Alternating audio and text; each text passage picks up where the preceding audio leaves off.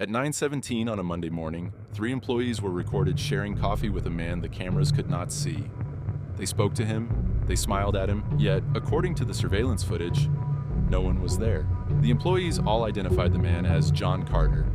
Official records showed that John Carter had been dead for 126 days. What began as a routine payroll audit soon became one of the strangest investigations assigned to Special Agent Daniel Hayes.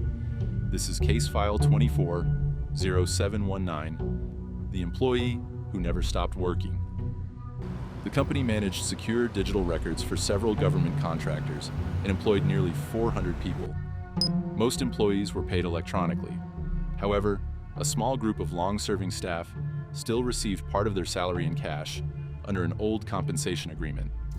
Every second Friday, they signed a register and collected a sealed payroll envelope from the finance department. John Carter was one of them. On October 13th, Finance Manager Olivia Chin began preparing the quarterly payroll audit. Inside a locked drawer, she found 8 payroll envelopes that had never been collected. Each envelope belonged to the same employee, John Carter. At first, Olivia assumed John had retired, resigned, or taken medical leave, but the payroll records showed something unexpected. John's employee profile was still active. His office account remained active.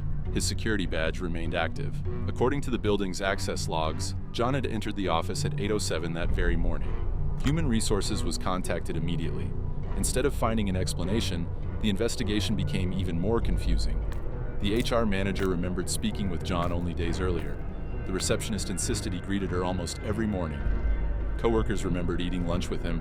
His supervisor recalled asking John to repair a printer just the previous afternoon. By the end of the day, 14 employees had been interviewed. 12 independently stated they had spoken with John within the last week. None of them believed anything unusual had happened. Security was asked to verify John's movements using surveillance footage. The first recording came from the main entrance. At exactly 8:07, John's security badge activated the access gate. The turnstile unlocked. The glass doors opened. The receptionist smiled toward the entrance and followed someone with her eyes as they crossed the lobby. But the camera recorded only empty space.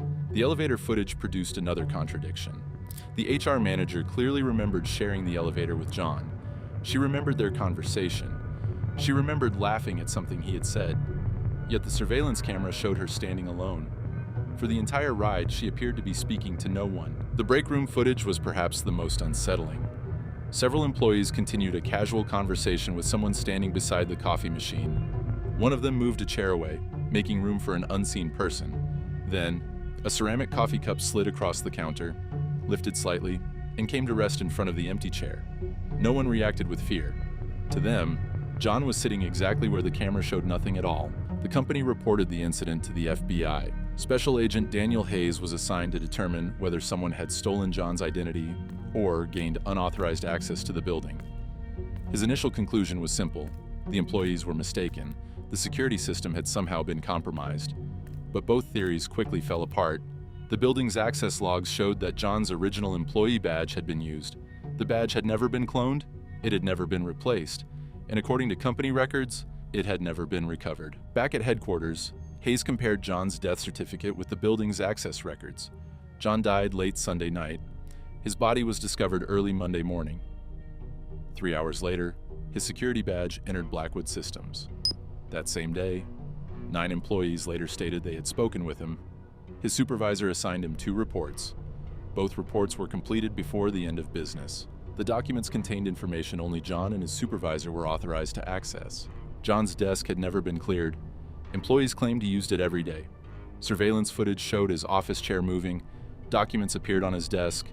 Fresh coffee was found inside his mug, but once again, the cameras never recorded John himself. The receptionist was interviewed for a second time after learning of John's death. She refused to believe it.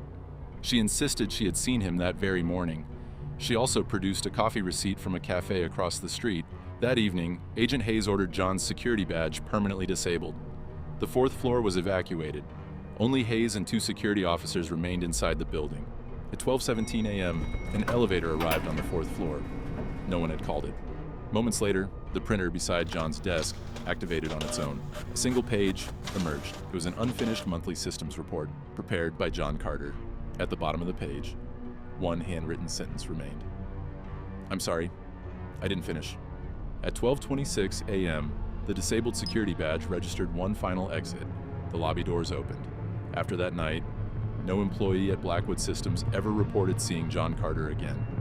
The investigation found no evidence of identity theft, no evidence of network intrusion, no evidence of coordinated deception. 37 independent witnesses gave remarkably consistent statements. The reports completed after John's death were authentic.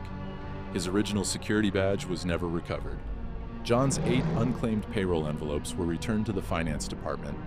The following morning, there were only 7. No surveillance camera recorded anyone entering the office.